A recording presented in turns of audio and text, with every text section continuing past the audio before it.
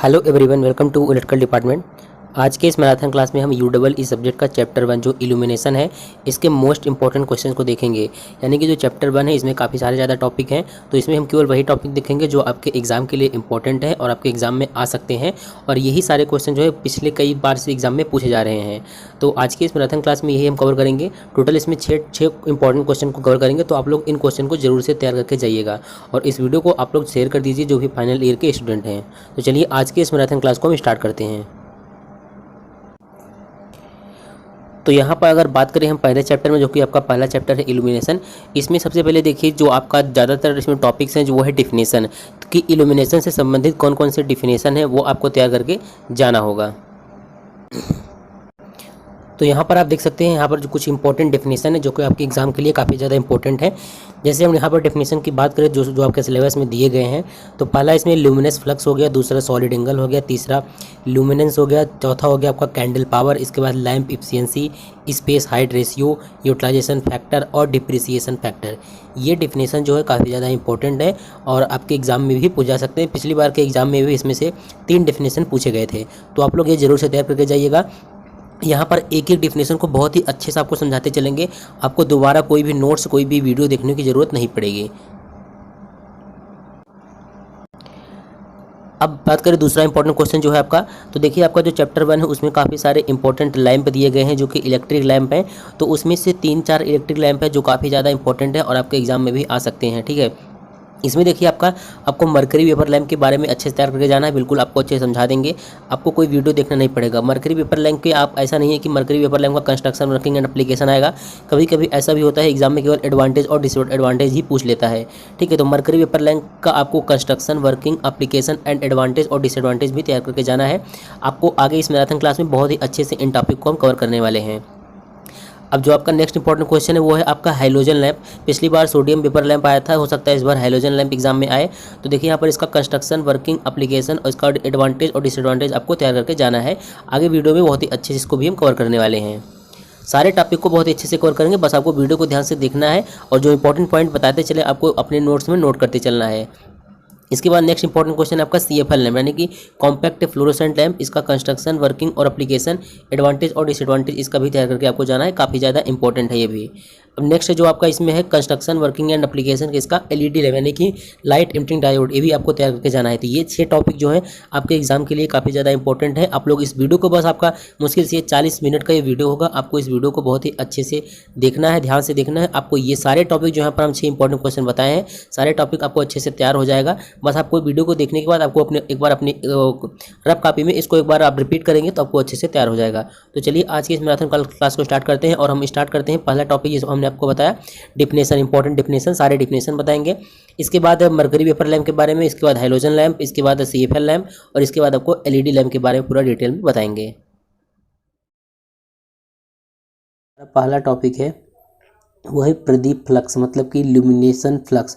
तो ल्यूमिनेशन आप लोगों को समझ में आ गया होगा, फिर से समझा देते हैं। जैसे मान लीजिए एक ये लाइट सोर्स है, यहाँ से लाइट्स आ रही हैं, तो ये लाइट जो है किसी भी ऑब्जेक्ट पर पड़ता है। मान लीजिए इस ऑब्जेक्ट पर ऐसे ये लाइट पड़ता है, मान लीजिए कोई ऑब्जेक्ट इस पर पड़ता है, तो ये कितना लाइट इस पर पड़ा, मतलब कि किसी भी लाइट सोर्स द्वारा जो भी प्रकाश की वैल्यू होती है उसी को इल्यूमिनेशन बोला जाता है। अब बात करते हैं कि इल्यूमिनेशन फ्लक्स किसे कहते हैं। देखिए किसी प्रकाश स्रोत से प्रति सेकंड प्रकाश विकिरण की मात्रा को ल्यूमिनेस फ्लक्स कहते हैं। जैसे कि मान लीजिए ये आपका कोई प्रकाश स्रोत है, ठीक है, ये आपका कोई, ठीक है, ये कोई प्रकाश स्रोत है। अब यहाँ से लाइट आप स्ट्राइक करते हैं किसी ऑब्जेक्ट पर, मान लीजिए यहाँ पर ऐसे एक ऑब्जेक्ट है, इस पर ये लाइट स्ट्राइक होती है। तो कोई भी प्रकाश स्रोत हो उससे 1 सेकंड में, मतलब प्रति सेकंड में जितनी भी प्रकाश विकिरण, और यहाँ पे जो किरणें आ रही हैं आपको पहले बता चुके, प्रकाश क्या है, प्रकार का विकिरण ऊर्जा है। तो जितनी भी प्रकाश की विकिरण की मात्रा होगी उसी को क्या बोलेंगे हम, ल्यूमिनेस फ्लक्स बोलेंगे। ठीक है, तो ये परिभाषा समझ में आ गया होगा आपको। किसी प्रकाश स्रोत से प्रति सेकंड प्रकाश विकिरण की जो वैल्यू होती है उसी को ल्यूमिनेस फ्लक्स बोला जाता है। और ऐसी वस्तुएं जो स्वयं के प्रकाश से प्रकाशित हो उसे ल्यूमिनेस बॉडी कहा जाता है। और किसी ल्यूमिनेस बॉडी से प्रति सेकंड उत्पन्न होने वाली प्रकाश विकिरण की मात्रा है क्या कहलाती है, लाइट फ्लक्स या ल्यूमिनेस फ्लक्स कहलाती है। इसे ज्योति फ्लक्स भी कहा जाता है। कहने का मतलब जो वस्तुएं स्वयं के प्रकाश से प्रकाशित होती हैं उसे क्या बोला जाता है, ल्यूमिनस बॉडी कहा जाता है। और किसी ल्यूमिनस बॉडी से प्रति सेकंड उत्पन्न होने वाली प्रकाश विकिरण की मात्रा है क्या बोला जाता है, लाइट फ्लक्स बोला जाता है, और इसको ज्योति फ्लक्स भी कहा जाता है। अब देखिए इसका यूनिट देख लेते हैं। तो ल्यूमिनस फ्लक्स जो होता है मतलब प्रदीप फ्लक्स या ज्योति फ्लक्स, इसका मात्रक जो होता है ल्यूमेन होता है। तो मतलब ल्यूमिनस फ्लक्स को किस में मापते हैं हम, ल्यूमेन में मापते हैं। और इसका प्रतीक जो होता है फाई होता है या फिर क्यू होता है, ये भी पॉइंट आप याद रखिए। इसके बाद अब बात आती है कि ल्यूमिनस फ्लक्स का प्रयोग हम किस लिए करते हैं। तो देखिए ल्यूमिनस फ्लक्स जो होता है उसका प्रयोग हम करते हैं एक लैंप द्वारा उत्सर्जित प्रकाश की मात्रा को स्पेसिफाई करने के लिए करते हैं। कहने के बाद जैसे एक प्रकार का जब आप इलेक्ट्रिक में पढ़ेंगे चुंबक, तो चुंबक द्वारा जो मतलब कि फ्लक्स उत्सर्जित है, मान लीजिए कि ये आपका मैग्नेट है, ठीक है, ये आपका क्या है, मैग्नेट है। अब इस चुंबक से जो भी फ्लक्स निकलती है, उसी की वैल्यू को ही हम क्या बोलते हैं, चुंबकीय फ्लक्स बोलते हैं। तो ठीक इसी प्रकार किसी भी प्रकाश स्रोत से जो भी मतलब कि जो भी प्रकाश की विकिरण निकलती है उसकी मात्रा को ही ल्यूमिनस फ्लक्स कहते हैं। जैसे मान लीजिए कि कोई लैंप है, ठीक है, मान लीजिए ये आपका कोई लैंप है।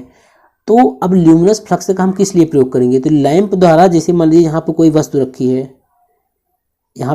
रखी है, अब लैंप हमको कितना प्रकाश दे रहा है इसको कैसे वैल्यू करें, कैसे मापेंगे, तो इसी के लिए हम ल्यूमिनस फ्लक्स का प्रयोग करते हैं। तो एक लैंप द्वारा, मान लीजिए आपका ये लैंप है, एक लैंप द्वारा उत्सर्जित प्रकाश की मात्रा को स्पेसिफाई करने के लिए, यह लैंप कितना प्रकाश उत्सर्जित किया, इसी की वैल्यू को स्पेसिफाई करने के लिए हम ल्यूमिनस फ्लक्स का प्रयोग करते हैं। अब यहाँ पर एक इम्पॉर्टेंट चीज़ जो हर बार एग्जाम में पूछा जाता है, वो इम्पॉर्टेंट चीज़ देखिए क्या है यहाँ पर आप देख सकते हैं, ये है कि ल्यूमेन और इलेक्ट्रिक यूनिट में क्या रिलेशन है। तो एक ल्यूमेन जो होता है वो 0.0016 वाट के इक्वल होता है, और एक वाट में जो होता है 625 ल्यूमेन होता है। एक ल्यूमेन में 0.0016 वाट होता है और एक वाट में 625 ल्यूमेन होता है। अब हमारे देखिए अगला टॉपिक है हमारा सॉलिड एंगल। ये बहुत इजी टॉपिक है, इसको पहले भी आप लोग पढ़ चुके होंगे। देखिए जो सॉलिड एंगल वाला हमारा टॉपिक है मतलब कि घन कोण। देखिए यहाँ पर किसी गोलाकार आकार की सतह पर लिए गए किसी क्षेत्र द्वारा गोले के केंद्र पर जो कोण बनता है उसे ठोस कोण कहा जाता है। इसका यूनिट जो होता है स्टेरेडियन होता है, यह 3D होता है, जबकि प्लेन एंगल आपका 2D होता है। कहने का मतलब जो आपका सॉलिड एंगल है ये इस प्रकार से नहीं होता जैसे आप यहाँ पर इस प्रकार से एंगल देखते हैं और ये बोलते हैं कितना है, ये 90 डिग्री है। तो ये 2D होता है। जो प्लेन एंगल जो होता है वो 2D होता है, और जो कि सॉलिड एंगल जो होता है वो 3D होता है। जैसे कि यहाँ पर हम कैसे परिभाषा इसको स्पेसिफाई करेंगे, तो बताया किसी गोलाकार आकार की सतह पर लिए गए किसी क्षेत्र द्वारा गोले के केंद्र पर जो कोण बनता है उसे ठोस कोण कहते हैं। देखिए यहाँ पर सबसे पहले हमने एक कंसीडर किया एक गोला, ठीक है, मतलब मान लीजिए कि यह आपका गोला है, ये स्फीयर है आपका, इसका रेडियस जो है r है, ठीक है। फिर से समझा देते हैं। जैसे मान लीजिए ये एक गोला है, इसका रेडियस जो है ये इसका केंद्र है और इसका रेडियस r है। तो गोले के केंद्र पर हम एक छोटा सा क्षेत्रफल लेते हैं। मान लीजिए हम क्षेत्रफल ले लेते हैं इतना क्षेत्रफल ले लेते हैं, और ये क्षेत्रफल a है। अब इस क्षेत्रफल द्वारा गोले के केंद्र पर, ऐसे यहाँ पर ये गोले के केंद्र पर जो भी एंगल बनता है उसी को हम बोलते हैं ठोस कोण, मतलब कि सॉलिड एंगल बोलते हैं। और वही परिभाषा में हमने बताया है किसी गोलाकार आकार की सतह पर लिए गए किसी क्षेत्र द्वारा गोले के केंद्र पर जो कोण बनता है उसे हम ठोस कोण कहते हैं। तो यही यहाँ पर बताना चाहते हैं आपको। यहाँ पर आप देख भी सकते हैं इस प्रकार से एक ये गोला है और इस पर एक छोटा सा एरिया लिया गया है ए, जिसका क्षेत्रफल ए है, और ये गोले के केंद्र पर जो भी एंगल बनाता है वो डी पाई बनाता है, डी फाई। तो जो डी ओमेगा है यहाँ पर, तो जो भी एंगल बनाता है उसी को बोलते हैं ठोस कोण। अब यहाँ पर देख सकते हैं परिभाषा की बात करें तो सॉलिड एंगल बराबर क्या हो जाएगा, a अपान आर स्क्वायर। जैसे यहाँ पर फार्मूला होता है ना, एंगल इक्वल होता है कोण बराबर होता है चाप बटे त्रिज्या। तो चाप यहाँ पर कितना है, चाप यहाँ पर कितना लगाया गया है, a लगाया गया है। ये जो एरिया यही आपका चाप है, a है, और ये त्रिज्या यहाँ पर देख सकते हैं r² लिया गया है।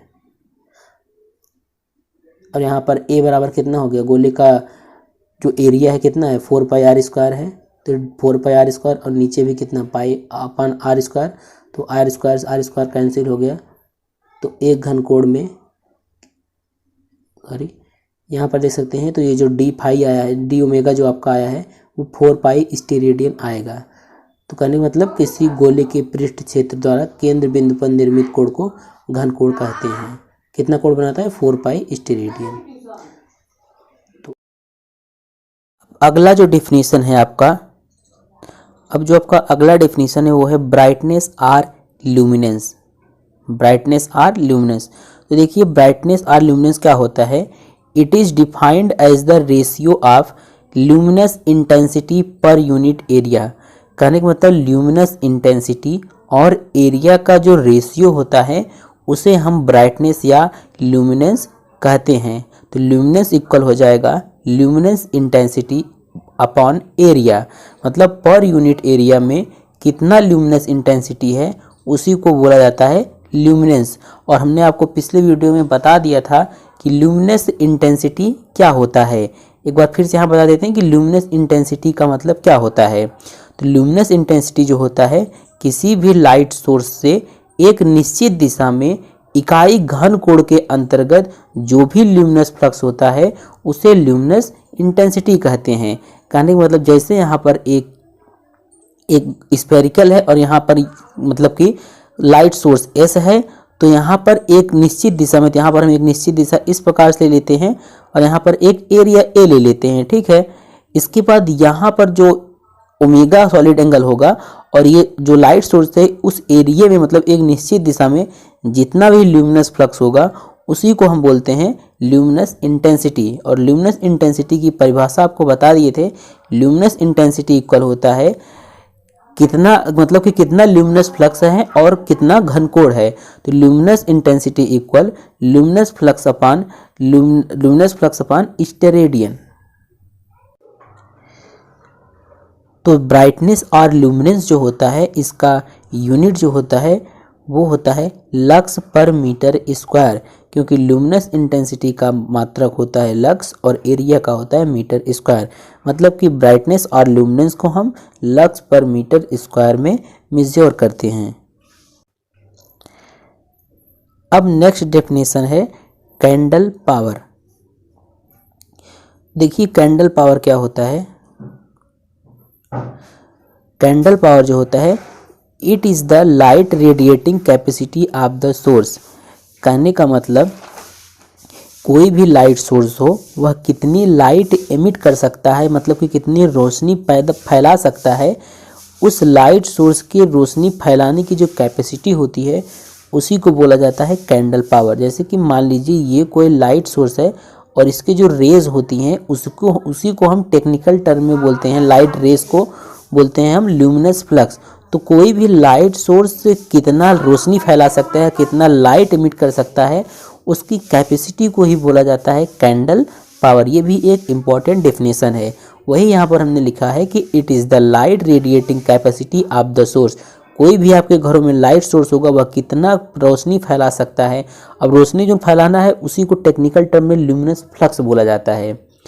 तो इसका डिफिनेशन कैसे होगा, it is defined as the number of luminous flux given out by source in a unit solid angle.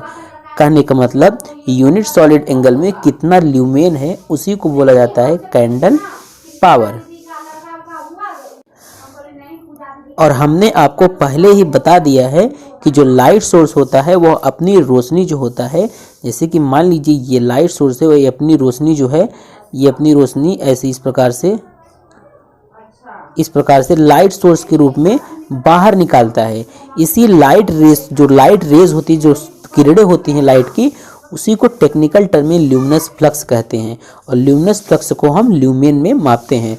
तो पर यूनिट सॉलिड एंगल में कितना ल्यूमेन है इसी को कैंडल पावर कहा जाता है। अब जो आपका नेक्स्ट डेफिनेशन है वो है ल्यूमिनस इफिशिएंसी या फिर लैंप इफिशिएंसी। दोनों एक ही चीज़ है, आप चाहे ल्यूमिनस इफिशिएंसी कहिए या फिर लैंप इफिशिएंसी। तो देखिए it is defined as the ratio of luminous flux to the wattage of light source.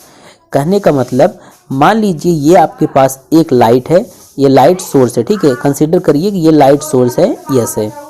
तो ये लाइट सोर्स कितना प्रकाश एमिट कर रहा है, कितना रोशनी फैला रहा है वो ले लो आप, और कितने वाट का वह लाइट है। जैसे मान लीजिए आपका जो ये मान लीजिए 10 वाट का लाइट है और कितने वाट का वह लाइट है, इन दोनों को रेशियो को ही ल्यूमिनेस एफिशिएंसी बोला जाता है। यहाँ पर लिखा भी है it is defined as the ratio of luminous flux to the wattage of the light source. जो लाइट है आपका वह कितना रोशनी फैला रहा है वो, और कितने वाट का है वो, दोनों का रेशियो ले लेंगे तो हमको ल्यूमिनस एफिशिएंसी पता चल जाएगा। और इसका यूनिट जो होता है, unit of luminous efficiency is lumen per watt. आपको बता दें एग्जाम में इस टाइप के क्वेश्चन बहुत अधिक पूछे जाते हैं। वहाँ पर आपको दे देगा luminous efficiency, solid angle, space height ratio, luminous intensity, इन सबको दे देगा नंबर वाइज करके। उसका आपको डेफिनेशन लिखना होगा और उनका यूनिट लिखना होगा। तो ल्यूमिनस एफिशिएंसी को हम ल्यूमेन पर वाट में मापते हैं। अब हमारा अगला डेफिनेशन है स्पेस हाइट रेशियो। तो स्पेस हाइट रेशियो को समझने के लिए सबसे पहले हम क्या करते हैं, दो लाइट ले लेते हैं, एक लाइट ये है, एक लाइट ये है। तो दो लाइट ले लेते हैं, इन दोनों लाइट के बीच की जो दूरी होती है, स्पेस बिटवीन, इन दोनों लाइट के बीच की कुछ दूरी है। और यहाँ पर हम एक क्या ले लेते हैं, वर्किंग प्लेन ले लेते हैं। वर्किंग प्लेन कहने का मतलब जिस पर लाइट आपका पड़ता है। जैसे यहाँ पर हम लाइट अगर जलाएंगे तो इसकी किरणें जो होंगी, कहने का मतलब जो लाइट होगी इसकी किरणें इस वर्किंग प्लेन पर पड़ेगी। मतलब जिस प्लेन पर आपको काम करना हो या जिस प्लेन पर लाइट पड़े उसी को बोलते हैं वर्किंग प्लेन। तो स्पेस हाइट रेशियो में हमने कंसीडर किया दो लाइट सोर्स और एक वर्किंग प्लेन। दोनों लाइट सोर्स के बीच की कुछ दूरी है और दोनों लाइट सोर्स जो है उसके बीच की मतलब कि हाइट जो है, वर्किंग प्लेन और लाइट सोर्स के बीच हाइट भी कुछ है। तो अब स्पेस हाइट रेशियो जो है इसका डेफिनेशन इसके वर्ड में ही है। स्पेस का मतलब है दोनों लाइट के बीच की जो स्पेस है, और हाइट का मतलब जैसे यहाँ पर दो लाइट हमने बताया था, दो लाइट बताया था, एक यहाँ पर ऐसे रेशियो बताया था। तो स्पेस हाइट रेशियो मतलब इसके अनुपात में स्पेस और हाइट का रेशियो ही स्पेस हाइट रेशियो कहलाता है। बस समझना आपको ये है कि स्पेस किसके बीच होगा, दोनों लाइट सोर्स के बीच स्पेस, और हाइट लाइट सोर्स और जो वर्किंग प्लेन होगा उसके बीच जो स्पेस होगा उसकी हाइट की बात कर रहा है। तो यहाँ पर डेफिनेशन क्या हो जाएगा, स्पेस हाइट रेशियो जो होता है वह दोनों लैंपों के बीच की दूरी और जो लैंप और वर्किंग प्लेन के बीच के हाइट जो होता है उनका अनुपात ही क्या बोला जाता है, स्पेस हाइट रेशियो बोला जाता है। अब यहाँ पर आपका अगला डेफिनेशन है यूटिलाइजेशन फैक्टर। तो यूटिलाइजेशन फैक्टर में आप काफ़ी चीज़ें पढ़ेंगे, जैसे रिफ्लेक्शन फैक्टर, डिस्क्रिप्शन फैक्टर और मेंटेनेंस फैक्टर। तो ऐसे करके बहुत सारे फैक्टर होते हैं, केवल उनका आपको यहाँ पर डेफिनेशन जानना है। तो सबसे पहले हम ये समझ लेते हैं कि यूटिलाइजेशन फैक्टर होता क्या है। तो देखिए यूटिलाइजेशन फैक्टर को समझने के लिए सबसे पहले हम एक लाइट सोर्स लेंगे। तो जो अगर ये लाइट सोर्स है तो यह लाइट रेज भी एमिट करेगा, मतलब रोशनी फैलाएगा, और वो जो रोशनी होगा वो आपका गोलाकार होगा। कहने का मतलब अगर रोशनी अगर जैसे मान लीजिए ये लाइट है तो ये रोशनी फैलाएगा तो पूरे राउंड में फैलाएगा, मतलब स्फेरिकल शेप में गोलेकार रूप में रोशनी को फैलाएगा।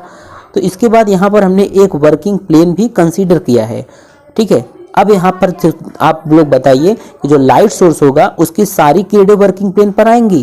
जो लाइट सोर्स है आपका, जो लाइट सोर्स है इसका सारी किरणें वर्किंग प्लेन पर तो आएंगी नहीं। आप यहाँ पर देख सकते हैं ये वाला आ रहा है, ये आ रहा है, ये आ रहा है, ये आ रहा है, अब बाकी सब क्या है, बाहर चली जा रही हैं। तो यहीं पर इसी से डेफिनेशन बनेगा। आप लोग इसको ध्यान में रखिए कि एक लाइट सोर्स है, वह लाइट एमिट करता है लाइट रेज के रूप में। लाइट रेज मतलब लाइट की किरणें, तो लाइट की किरणों को ही टेक्निकल टर्म में हम ल्यूमिनस फ्लक्स बोलते हैं। अब यहाँ पर जो किरणें दिख रही ना आपको, ये सब ल्यूमिनस फ्लक्स हैं।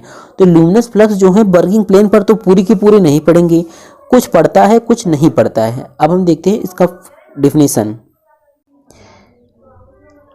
अब देखिए यूटिलाइजेशन फैक्टर का डेफिनेशन क्या होगा, it is defined as the ratio of total lumen reaching the working plane to the total lumen given out by lamp. कहने का मतलब यूटिलाइजेशन फैक्टर जो होता है कितना ल्यूमेन, यहाँ पर जो आपको दिखाए हम यहाँ पर जो दिखाया आपको, ये कितना ल्यूमेन जो है, कितना ल्यूमेन वर्किंग प्लेन पर पहुंच रहा है उसका, जैसे कि मान लीजिए कितना ल्यूमेन वर्किंग प्लेन पर पहुंच रहा है उसका, जैसे कि मान लीजिए यहाँ पर ये जो ये जो रेज आ रही है, मान लीजिए 5 ल्यूमेन पहुंच रहा है, ये ले लीजिए, और उसका यूनिट ये कितना पूरा मतलब कि कितना ल्यूमेन ये एमिट कर रहा है उसका, मान लीजिए 10 ल्यूमेन एमिट कर रहा है, तो 5/10 इसका क्या होगा, यूटिलाइजेशन फैक्टर होगा। इस प्रकार से इसका डेफिनेशन लिया जाता है। वही चीज़ यहाँ पर हमने लिखा भी है। यूटिलाइजेशन फैक्टर देखिए क्या होता है, it is defined as the ratio of total lumen reaching the working plane to the total lumen given out by lamp. कहने का मतलब जो जो आपका लाइट सोर्स है, लैंप है, वह कितना टोटल कितना ल्यूमेन मतलब कि एमिट कर रहा है, और उसको ले लीजिए, और कितना ल्यूमेन जो है वर्किंग प्लेन पर पहुंच रहा है उसको ले लीजिए, दोनों का रेशियो कर देंगे तो आपको यूटिलाइजेशन फैक्टर मिल जाएगा। अब देखिए for direct lightning utilization factor, direct lightning के लिए यूटिलाइजेशन फैक्टर जो होता है 0.25 से 0.5 के बीच में होता है, और इनडायरेक्ट लाइटिंग के लिए यूटिलाइजेशन फैक्टर जो होता है 0.1 से 0.3 के बीच में होता है। अब आपका नेक्स्ट डेफिनेशन है मेंटेनेंस फैक्टर। तो देखिए मेंटेनेंस फैक्टर क्या होता है ये भी समझ लीजिए। Maintenance factor is defined as ratio of illumination under normal working condition to the illumination when everything is clean. देखिए इल्यूमिनेशन जब वर्ड आपके मन में आता है ना, तो आपके मन में बस एक ही शब्द होना चाहिए, इल्यूमिनेशन का मतलब है लाइट का रोशनी। इल्यूमिनेशन को आप अगर गूगल पर सर्च करेंगे तो इसका हिंदी मीनिंग आएगा रोशनी, प्रकाश, ठीक है। लेकिन लाइट और इल्यूमिनेशन दोनों अलग अलग चीज़ें हैं, लेकिन यहाँ पर टेक्निकल टर्म में इसका मतलब अलग होता है, लेकिन इल्यूमिनेशन का मतलब समझिए रोशनी, ठीक है। अब देखिए समझाते हैं इसको। तो जो मेंटेनेंस फैक्टर होता है, कह रहा है कि इल्यूमिनेशन अंडर नॉर्मल कंडीशन, कहने का मतलब बिल्कुल नॉर्मल कंडीशन में कितना इल्यूमिनेशन है वो, और illumination under perfect clean, illumination जब आपका पूरी तरह सब कुछ क्लीन हो, कहने का मतलब अगर यहाँ पर एक लाइट जल रही है, यहाँ पर एक वर्किंग प्लेन है, ठीक है, तो नॉर्मल कंडीशन जैसे वर्किंग प्लेन है वैसे ही एक उस पर कितना इल्यूमिनेशन वो ले लीजिए।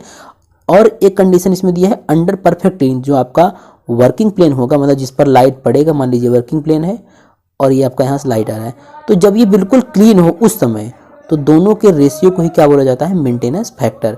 कहने का मतलब इल्यूमिनेशन जब नॉर्मल कंडीशन में हो तब, और जब इल्यूमिनेशन परफेक्ट क्लीन कंडीशन में हो तब, दोनों का रेशियो ही बोला जाता है मेंटेनेंस फैक्टर। और the value of maintenance factor should be less than 1। कहने का मतलब जो मेंटेनेंस फैक्टर का जो वैल्यू होता है वह हमेशा 1 से जो होता है कम होता है।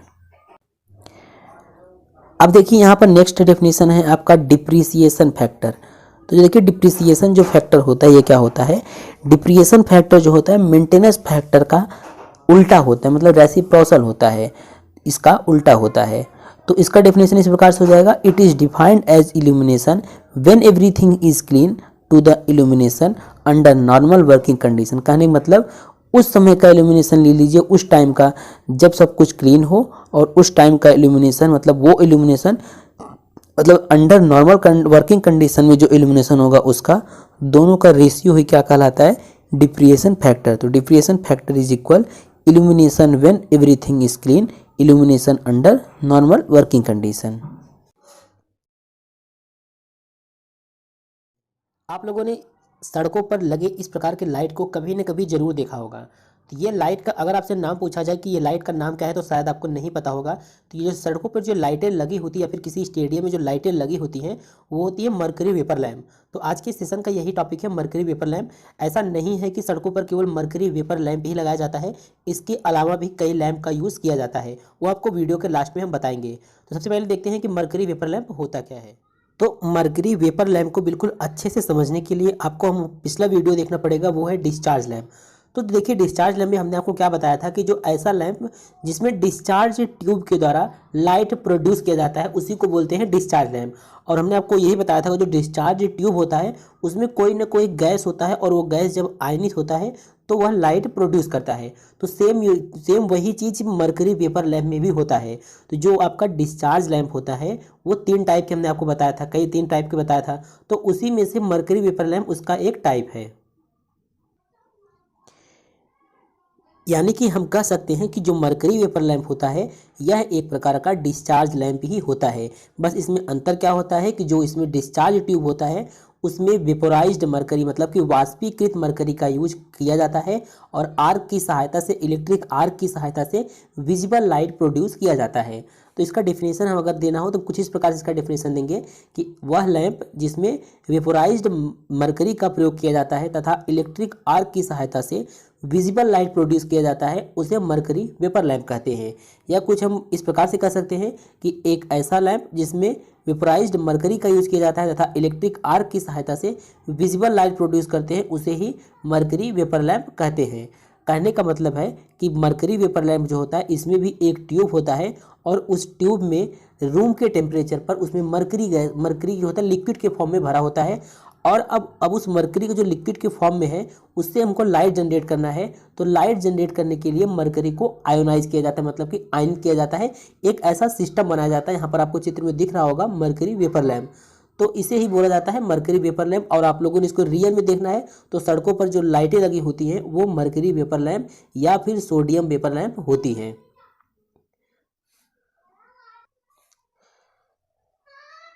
तो आपको समझ में आ गया होगा कि मरकरी वेपर लैंप होता क्या है। अब हम देखते हैं इसका कंस्ट्रक्शन।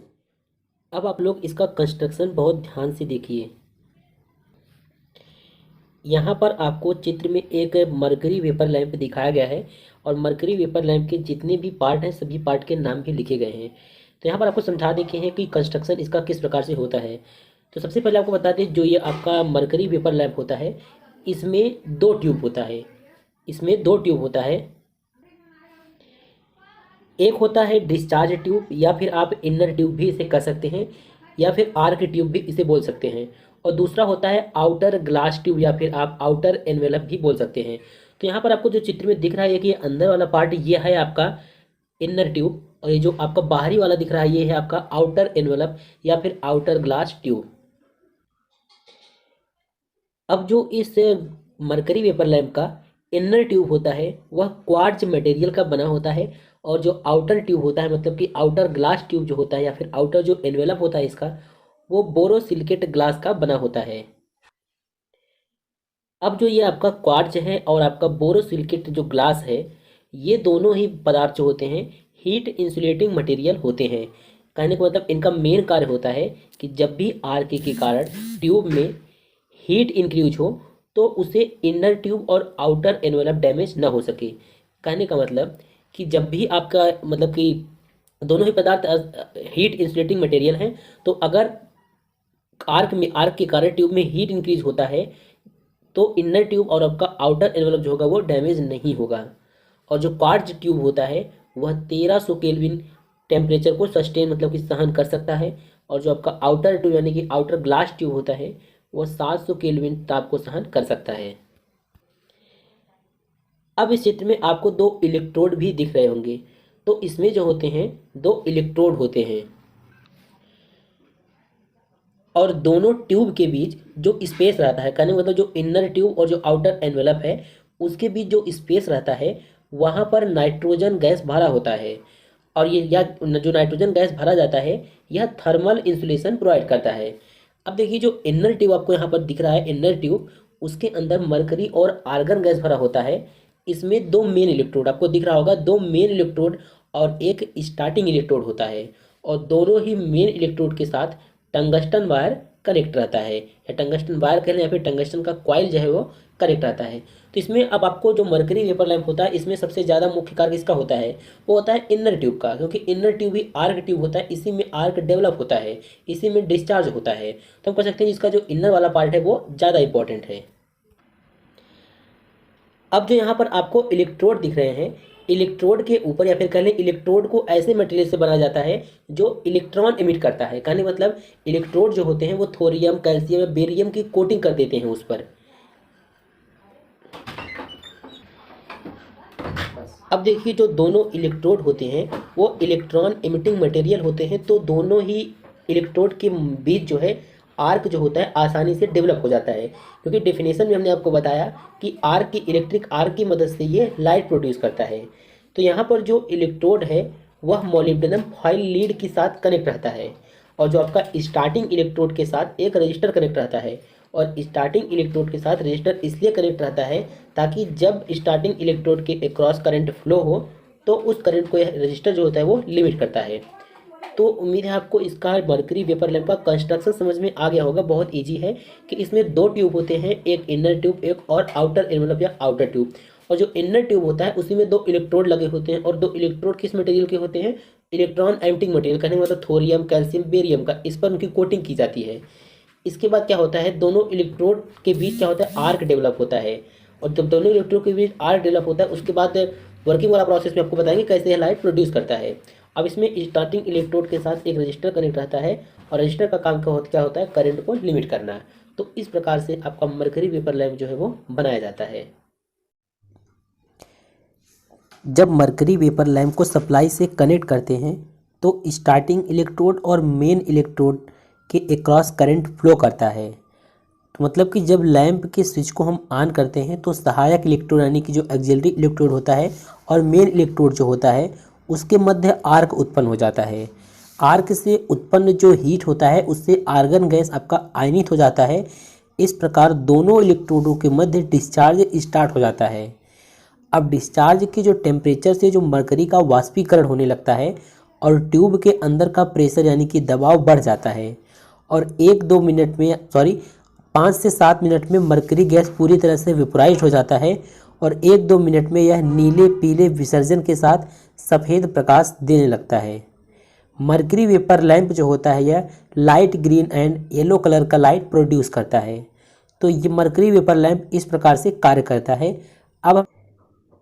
अब हम देखते हैं मरकरी वेपर लैंप के एडवांटेज और डिसएडवांटेज, क्योंकि कभी कभी एग्जाम में इसके एडवांटेज और डिसएडवांटेज भी पूछ लेता है। तो मरकरी वेपर लैंप जो होता है इसका पहला एडवांटेज है कि यह अधिक एफिशिएंट, मतलब कि इसकी एफिशिएंसी बहुत ज़्यादा होती है, और इसका जो जीवन काल मतलब लाइफ होता है यह अन्य लैंपों की अपेक्षा काफ़ी अधिक 24,000 हावर होता है। और इसका इस जो मरकरी वेपर लैंप होता है इससे जो लाइट प्रदान होता और लाइट आपको प्राप्त होता है यह बिल्कुल क्लियर वाइट लाइट होता है। और इसकी जो जो आपका मरकरी वेपर लैंप होता है इसकी इंटेंसिटी काफ़ी हाई होती है। और मरकरी वेपर लैंप विभिन्न प्रकार के कलर यह उत्पन्न कर सकता है, और यह विभिन्न प्रकार के शेप और साइज और रेटिंग में अवेलेबल है।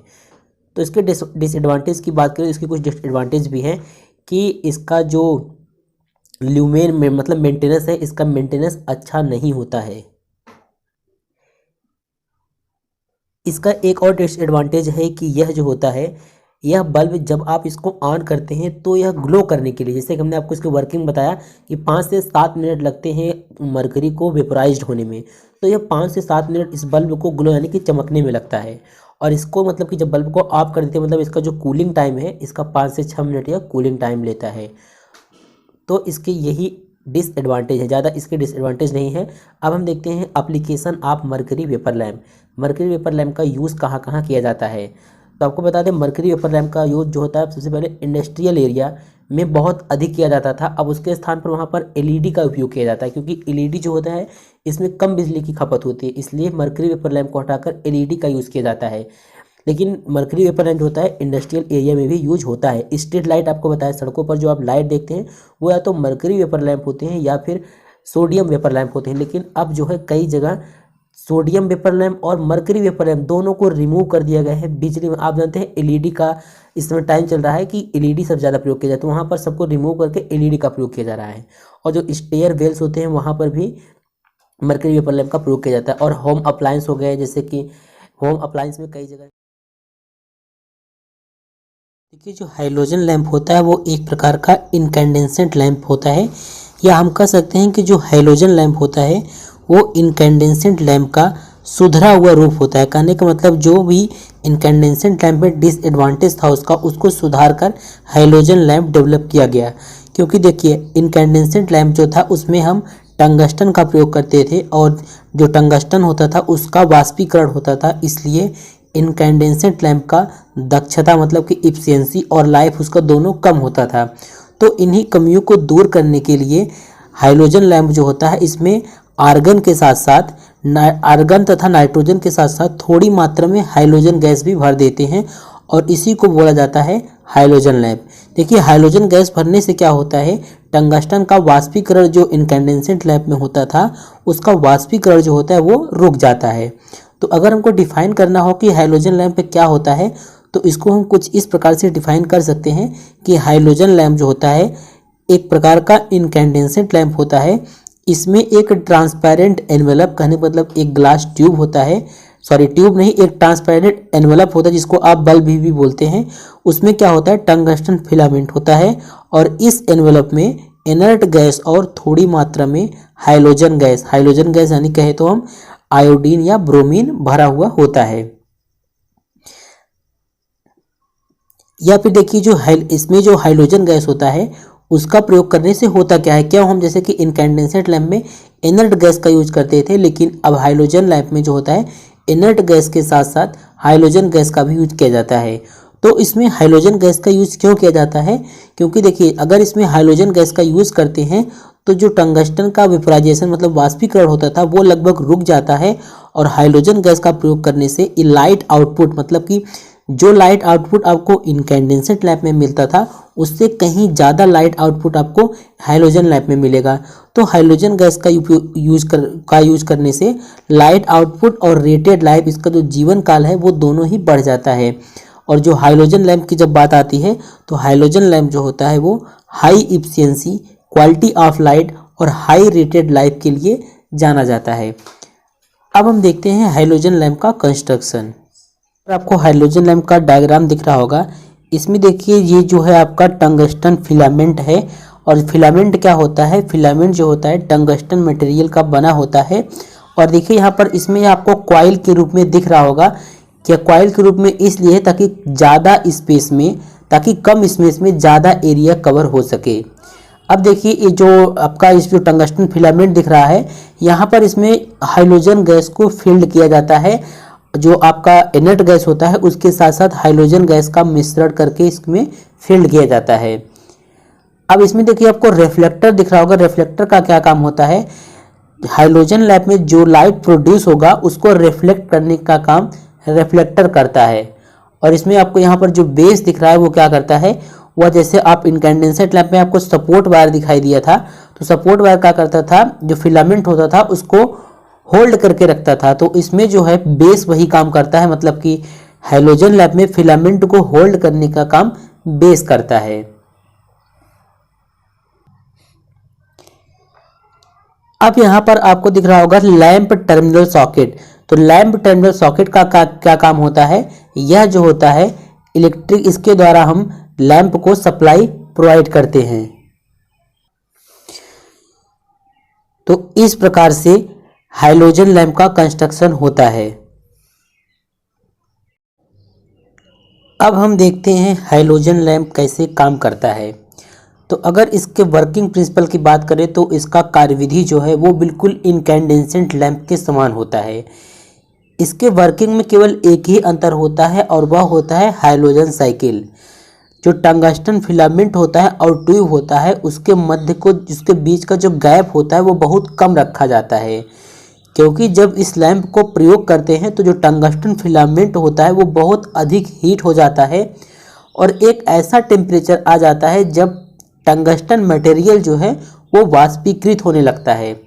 वाष्पीकृत होने पर टंगस्टन के जो कण होते हैं वो गिरने लगते हैं और वो कण जो होते हैं अधिक दूरी तक न फैले, इसलिए जो हाइड्रोजन लैंप का जो ट्यूब होता है उसका आकार नैरो होता है। आप लोगों को चित्र में दिख रहा होगा हाइड्रोजन ट्यूब का, हाइड्रोजन लैंप जो होता है उसका जो ट्यूब होता है वो अक्सर नैरो मतलब कि सकरा मतलब पतला ही रखा जाता है। अब देखिए इसमें हाइड्रोजन साइकिल क्या होता है वो समझते हैं।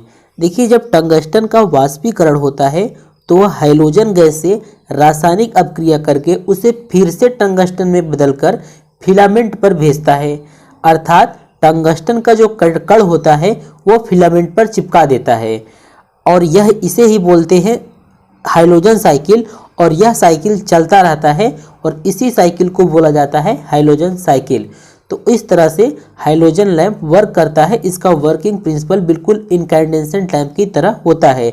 इसको जब इलेक्ट्रिक सप्लाई देते हैं तो इसमें हाइड्रोजन साइकिल होता है और हाइड्रोजन साइकिल की वजह से क्या होता है, जो टंगस्टन का जो फिलामेंट होता है उसका वेपोराइजेशन जो होता है लगभग रुक जाता है।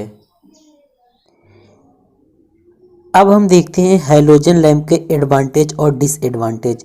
तो एडवांटेज की बात करें तो सबसे पहला एडवांटेज यही है कि इसका लाइफ टाइम मतलब इसका जीवन काल जो होता है अधिक होता है। कहने का मतलब इनकैंडेसेंट लैंप की तुलना में यह 10 गुना अधिक इसका जीवन काल होता है। और इसका यह इंस्टेंट स्टार्ट होता है मतलब कि यह इनिशियली तुरंत ही स्टार्ट हो जाता है और ब्राइटर लाइट हमको प्रोड्यूस करता है।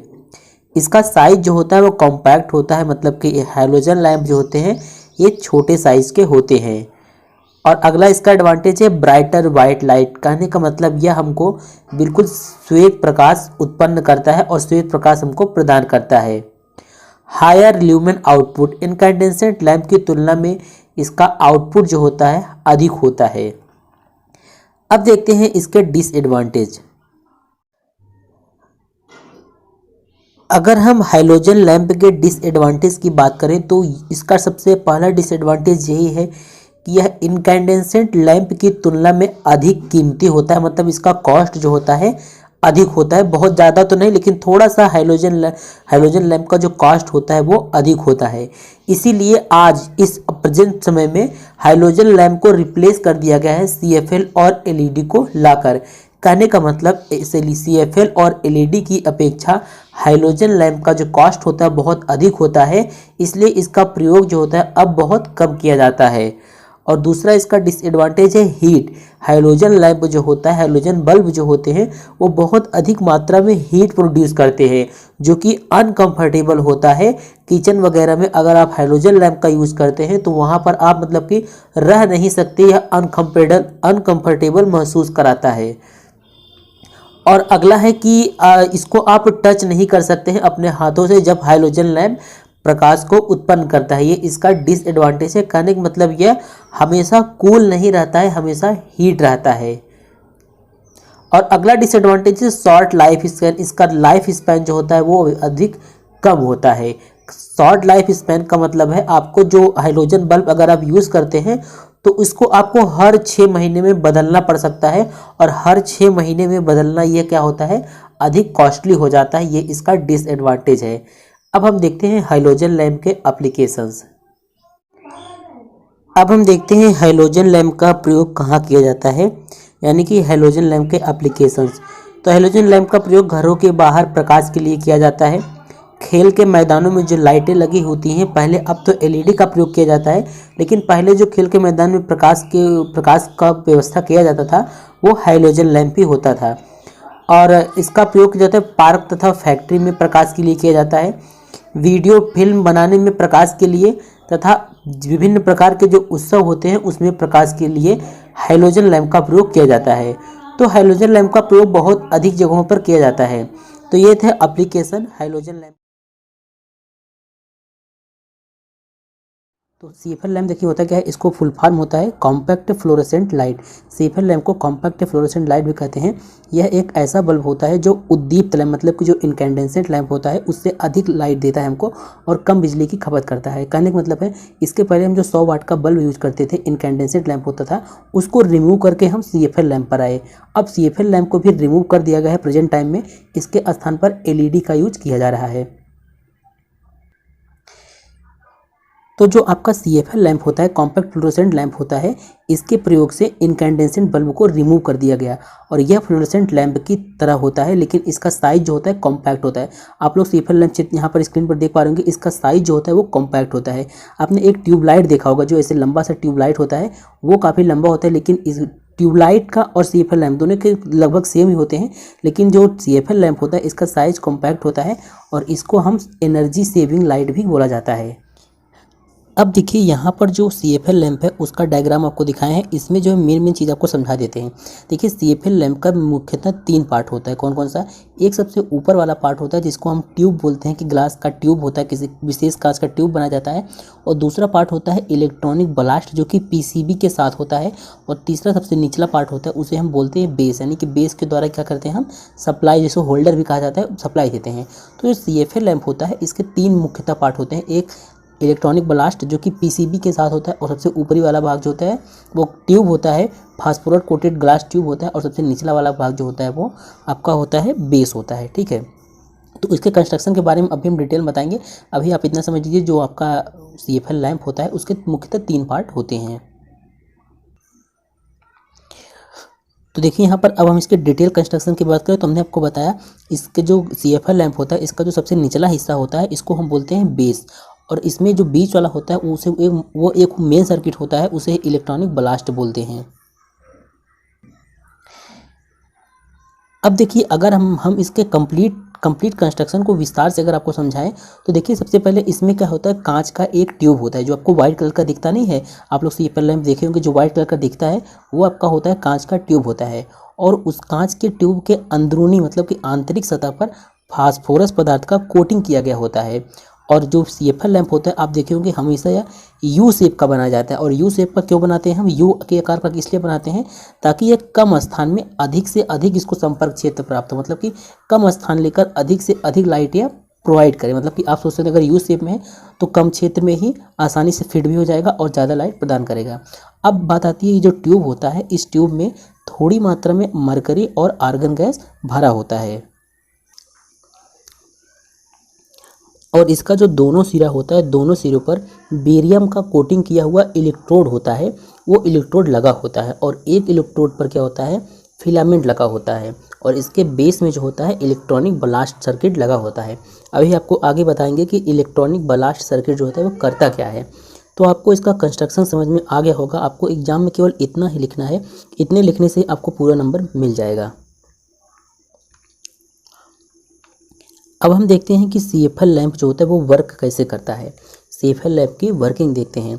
तो देखिए सबसे पहले इसमें जिस प्रकार से हम इनकैंडेसेंट लैंप पढ़े थे, इनकैंडेसेंट लैंप में क्या होता था, जो उसके जो इनकैंडेसेंट लैंप के जो टर्मिनल होते थे उस टर्मिनल को सबसे जब हम विद्युत सप्लाई उसको देते थे तो वहाँ पे जो फिलामेंट था वो हीट होकर लाइट प्रोड्यूस करता था, और जो फिलामेंट इसलिए नहीं पिघलता था क्योंकि उसमें इनर्ट गैसेज जो विद्युत बल्ब था, जो टंगस्टन लैंप होता है उसमें क्या होता था, इनर्ट गैस होता था, इसलिए वह जो फिलामेंट है वो वाष्पित नहीं होता था।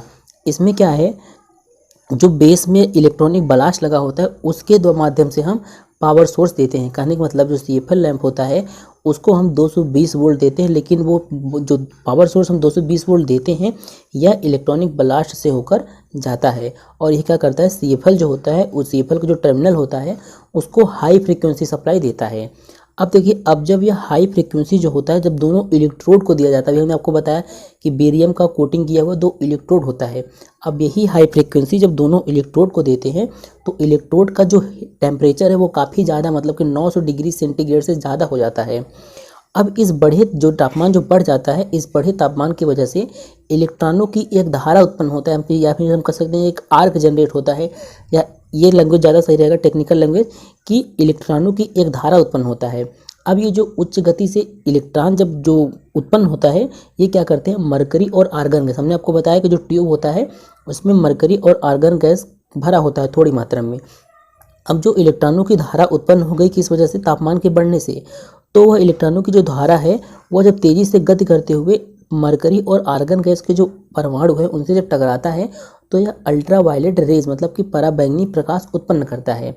अब उससे क्या होता है, जब ये पराबैंगनी प्रकाश उत्पन्न करता है, जो ट्यूब है उसमें जो वहाँ पर ट्यूब लगा गया है जिसके अंदर फास्फोरस की कोटिंग की गई है, मतलब कि जो ट्यूब होता है उसके इनर सरफेस पर फास्फोरस की कोटिंग की गई है, वहाँ पर ये क्या होता है, स्ट्राइक करता है, ये प्रकाश जो होता है वहाँ पर स्ट्राइक करता है, और स्ट्राइक करता है तो वहाँ पर फास्फोरस की कोटिंग की गई होती है, इसलिए वहाँ पर विजिबल लाइट क्या होता है, प्रोड्यूस होता है।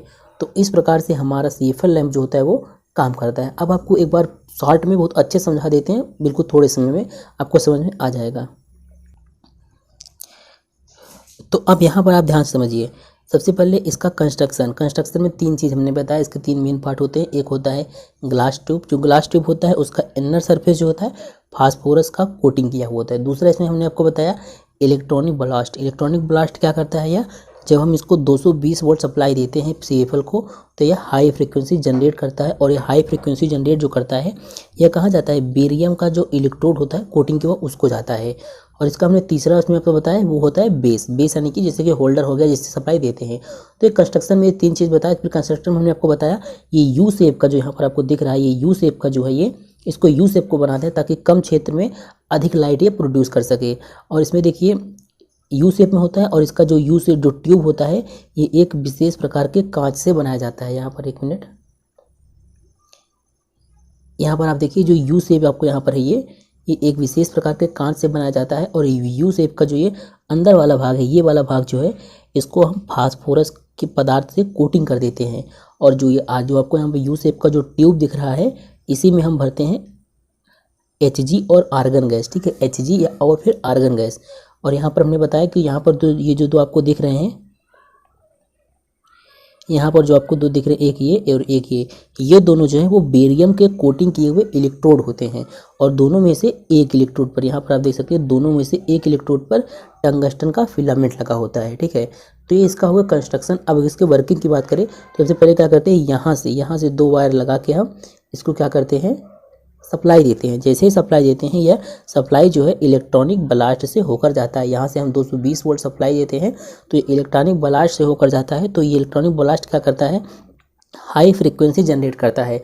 अब जब ये हाई फ्रिक्वेंसी जनरेट करता है तो जो बेरियम का जो इलेक्ट्रोड है ये काफ़ी ज़्यादा, इसका टेम्परेचर लगभग 900 डिग्री सेंटीग्रेड से काफ़ी ऊपर हो जाता है। तो जब 900 डिग्री सेंटीग्रेड से ऊपर हो जाता है तब यह इलेक्ट्रॉन वाला मतलब कि धारा उत्पन्न करता है। ऐसा धारा, इलेक्ट्रॉन वाला धारा उत्पन्न करता है। और ये जो धारा जो उत्पन्न करता है तो इलेक्ट्रॉन जो होते हैं वो तेज़ी से मूव करते हैं। जो तेज़ी से मूव करते हुए यहाँ पर जो इसमें आपको छोटे छोटे कण दिख रहे हैं, ये पारा और आर्गन मतलब कि मरकरी और आर्गन का जो गैस है उसके कण से ये टकराता है। और जब ये टकराता है तो ये क्या उत्पन्न करता है, ये अल्ट्रावायलेट लाइट उत्पन्न करता है। अब ये अल्ट्रावायलेट लाइट जब उत्पन्न करता है तो ये इसके जहाँ पर ये जो इनर सरफेस पे इसकी कोटिंग की गई फास्फोरस की, वो लाइट जो होता है उसको उस पर स्ट्राइक करता है। जैसे ही उस पर स्ट्राइक करता है तो ये क्या करता है, विजिबल लाइट प्रोड्यूस करता है। तो ये होता है आपका CFR लैंप, इस प्रकार से वर्क करता है। आपको यहाँ पर कंटेंट एक बार दिखा दे रहे हैं, आपको ये अपने नोट्स में भी लिखना है, बहुत ईजी लैंग्वेज में है, आप लोग समझ सकते हैं, ठीक है। पहले CFR लैंप के बारे में डिटेल में लिखना है, इसके बाद आपको इसका डायग्राम भी तैयार कर लेना है, फिर इसके बाद कंस्ट्रक्शन में आपको सब कुछ बता दिया, फिर इसके बाद वर्किंग के बाद आता है इसका एप्लीकेशन। तो इसका यूज़ कहाँ कहाँ किया जाता है, तो इसका आप लोग यूज़ जानते हैं, घरों में किया जाता है, ऑफिस में, खेल के मैदान में भी होता है कई जगह। तो इसके लार्ज यूज है, बहुत ज़्यादा इसके यूज है, तो आप लोग यूज इसका लिख सकते हैं। LED लैंप देखिए होता क्या है, सबसे पहले हमने इनकैंडेंसेंट लैंप का यूज किया, उसके बाद CFL लैंप का। अब लेकिन प्रेजेंट टाइम में सबसे अधिक LED लैंप का उपयोग किया जा रहा है। LED का फुल फॉर्म होता है लाइट एमिटिंग डायोड। यह जो होता है एक प्रकार का डायोड होता है। जब इस डायोड के अंदर से करंट फ्लो होता है तो यह डायोड इसको लाइट के फॉर्म में बदल देता है। यहाँ पर लाइट जो है तभी प्रोड्यूस होता है जब डायोड के भीतर स्थित पार्टिकल जो हैं, इलेक्ट्रॉन और होल एक दूसरे के साथ कंबाइन होते हैं इसी सेमीकंडक्टर मटेरियल में। कहने का मतलब LED जो होता है कुछ इस प्रकार का दिखता है, एक प्रकार का डायोड होता है। और LED एक प्रकार का डायोड है तो इसे किससे बनाया जाता है, इसे सेमीकंडक्टर मटेरियल से बनाया जाता है। और यह लाइट तब प्रोड्यूस करता है जब इसके अंदर जो पार्टिकल मतलब कि इलेक्ट्रॉन और होल होते हैं एक दूसरे के साथ कंबाइन करते हैं इसी सेमीकंडक्टर मटेरियल में, तब यह लाइट को एमिट करता है। देखिए जो LED होता है इसको हम सॉलिड स्टेट डिवाइस कहते हैं। सॉलिड स्टेट डिवाइस कहते हैं। एग्जाम में इस प्रकार से भी क्वेश्चन पूछ लेगा, सॉलिड स्टेट डिवाइस किसे कहते हैं, इसका कंस्ट्रक्शन वर्किंग ये सब बताइए। तो आप लोग समझ लीजिए LED को सॉलिड स्टेट डिवाइस कहा जाता है। क्यों कहा जाता है, क्योंकि इसमें जो लाइट उत्पन्न होता है वह सॉलिड सेमीकंडक्टर मटेरियल से जनरेट होता है। जो LED लाइट उत्पन्न करता है वो किसके जरिए करता है, सॉलिड सेमीकंडक्टर मटेरियल से ही उत्पन्न करता है, इसलिए इसको सॉलिड स्टेट डिवाइस भी कहा जाता है। अब देखिए अगर हम इसके कंस्ट्रक्शन की बात करें तो LED में आप लोग देखे होंगे जो लाइट एमिटिंग डायोड होता है, आपने LED जरूर देखा होगा, इस प्रकार का दिखता है। आप लोग देख लीजिए LED में क्या होता है, मुख्यतः दो एलिमेंट होते हैं, ठीक है। एक होता है P टाइप सेमीकंडक्टर और एक होता है N टाइप सेमीकंडक्टर। और इसमें एक इसके इन दोनों P टाइप N टाइप दोनों के बीच में क्या बनता है, एक डिप्लीशन लेयर बनता है। आप लोगों ने एनालॉग इलेक्ट्रॉनिक्स में पढ़ा होगा लाइट एमिटिंग डायोड के बारे में। इन्हीं ये दो एलिमेंट होता है, इसी में क्या करते हैं, डायरेक्ट कॉन्टैक्ट को में प्लेस करते हैं इसको, और एक रीजन की फॉर्मेशन होती है जिसे कि PN जंक्शन कहा जाता है। तो इसका कंस्ट्रक्शन जो होता है कुछ इस प्रकार से होता है। कहने का मतलब अब हम कह सकते हैं कि जो LED होता है इसका कंस्ट्रक्शन में इसको 3 लेयर से बनाया जाता है। पहला क्या होता है P टाइप और दूसरा N टाइप, और दोनों परतों के बीच में एक एक्टिव रीजन जिसे डिप्लीशन लेयर या PN जंक्शन बोला जाता है, ये होता है। अब जो P टाइप होता है उसमें क्या होते हैं, फ्री होल्स होते हैं, और जब ये N टाइप होता है वो उसमें फ्री इलेक्ट्रॉन्स होते हैं। इन दोनों के कंबाइन से क्या उत्पन्न होता है, लाइट उत्पन्न होता है। अब अगर हम इसके वर्किंग की बात करें तो इसका वर्किंग बहुत ही सिंपल होता है। देखिए वर्किंग कैसे होता है इसका, जब हम एलईडी को फॉरवर्ड बायस में सप्लाई देते हैं, कहने का मतलब जब एलईडी को हम फॉरवर्ड बायस में सप्लाई देते हैं तो जो एन टाइप मतलब कि एन टाइप लेयर जिसमें कि फ्री इलेक्ट्रॉन है और जो पी टाइप लेयर है जिसमें कि फ्री होल्स हैं, ये दोनों क्या होते हैं, एक्टिव रीजन की ओर मूव करने लगते हैं। और जो एक्टिव रीजन है उसमें फ्री इलेक्ट्रॉन और फ्री होल्स दोनों मिलकर ऊर्जा के रूप में विजिबल एंड अनविजिबल मतलब कि दृश्य और अदृश्य प्रकाश उत्पन्न करते हैं। तो इस प्रकार से इसका कुछ वर्किंग होता है। अब हम वर्किंग को डिटेल में देखते हैं। देखिए वर्किंग इसमें कुछ इस प्रकार से होता है। एक LED two lead semiconductor light source होता है। यह एक पीएन जंक्शन स्लाइड होता है जो कि एक्टिव होने पर लाइट इमिट करता है। जब उसके लीड्स को सुटेबल वोल्टेज अप्लाई किया जाता है तब उसमें स्थित इलेक्ट्रॉन डिवाइस में इलेक्ट्रॉन होल के साथ रिकम्बाइन हो जाते हैं जिससे वो एनर्जी रिलीज करते हैं। अब हम देखते हैं एलईडी के एडवांटेज क्या क्या हैं। तो अगर हम एलईडी के एडवांटेज की बात करें तो सबसे पहला इसमें है, एलईडी को जलाने के लिए बहुत ही कम वोल्टेज और करंट की ज़रूरत पड़ती है। फिर देखिए इस डिवाइस को कोई भी हीटिंग और वार्म अप टाइम की ज़रूरत नहीं पड़ती है। और जो एलईडी आपका होता है इसका साइज जो होता है बहुत छोटा होता है और इसका वेट भी बहुत लाइट होता है। अन्य लैंप की तुलना में इसका जीवन काल भी 20 साल से अधिक होता है और इसका कंस्ट्रक्शन बहुत ही रग्ड और इसलिए ये शॉक और वाइब्रेशन को सहन कर सकते हैं। तो ये एलईडी के एडवांटेज है। कभी कभी एग्जाम में एलईडी के बारे में ना पूछकर इसके एडवांटेज, डिसएडवांटेज और एप्लीकेशन को भी पूछ लेता है। अब अगर हम इसके डिसएडवांटेज की बात करें तो इसका ज़्यादा डिसएडवांटेज नहीं है।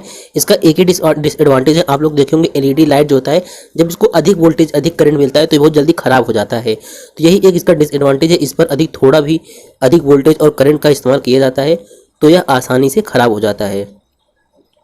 अब अगर इसके हम एप्लीकेशन की बात करें तो इसका बहुत ज़्यादा उपयोग किया जाता है, जैसे कि इंडिकेटर लाइट में भी आजकल एलईडी का यूज़ किया जाता है। एलसीडी पैनल बैकलाइट लाइटिंग जो होता है उसमें भी, और फाइबर ऑप्टिक डाटा ट्रांसमिशन में भी एलईडी का यूज किया जाता है। अब यहाँ पर एक इंपॉर्टेंट चीज़ आप लोग याद कर लीजिए। सबसे पहला एलईडी जो होता है इस दुनिया में सन 1907 में लाया गया। तो यहाँ पर एलईडी के बारे में मैंने आपको डिटेल में बता दिया, इसका कंस्ट्रक्शन, वर्किंग और एप्लीकेशन। इसको आप लोग अपने नोट्स में भी लिख लीजिए। बहुत ही इजी लैंग्वेज में लिखा गया है ताकि आप लोगों को समझ में आ जाए। एलईडी के बारे में थोड़ा सा लिखना है। पहले एलईडी होता क्या है। यह एक प्रकार का लाइट इमिटिंग डायोड होता है और इस लाइट किस प्रकार से प्रोड्यूस करता है इसको लिख देना है। इसके बाद इसमें आपको इसका कंस्ट्रक्शन लिख देना है। इस कंस्ट्रक्शन में क्या होता है, इसमें तीन पार्ट होते हैं, P type semiconductor, N type semiconductor और एक होता है डिप्लीशन लेयर। और वर्किंग में क्या लिखना है, वर्किंग कैसे होता है, जब इसके एलईडी के जो दोनों लीड होते हैं उस पर हम क्या करते हैं, हम सप्लाई देते हैं। फिर हम कहते हैं जब एलईडी को फॉरवर्ड बायस में कनेक्ट करते हैं, जो होल और इलेक्ट्रॉन होते हैं दोनों रिकम्बाइन होकर एनर्जी रिलीज करते हैं। इसका वर्किंग हो गया। और इसके बाद एडवांटेज लिखना है और इसके बाद डिसएडवांटेज। तो उम्मीद है आप लोगों को ये टॉपिक बहुत ही अच्छे समझ में आ गया होगा। और अगर आप इन सब्जेक्ट के नोट्स का पीडीएफ चाहते हैं तो आप मेरे टेलीग्राम चैनल ज्वाइन कर लीजिए। वहाँ पर आपको व्हाट्सएप ग्रुप का लिंक देखने को मिल जाएगा या फिर ग्रुप के डिस्क्रिप्शन में व्हाट्सएप ग्रुप का लिंक दिया गया है। वहाँ से आप व्हाट्सएप ग्रुप को जुड़कर हमको मैसेज करेंगे तो हम आपको पीडीएफ कैसे मिलेगा आपको बता देंगे। साथ ही आप लोग हमारे टेलीग्राम चैनल से ज्वाइन रहें। वहाँ पर आपको जो डिप्लोमा के बाद की जो जॉब अपडेट्स होती हैं, चाहे वो प्राइवेट हो चाहे वो गवर्नमेंट है, वहाँ पर जॉब अपडेट आपको मिलता रहेगा। तो इसी के साथ आज की इस मैराथन क्लास को हम समाप्त करते हैं। कमेंट में आप लोग ज़रूर बताइएगा कि आपको मैराथन क्लास कैसा लगा।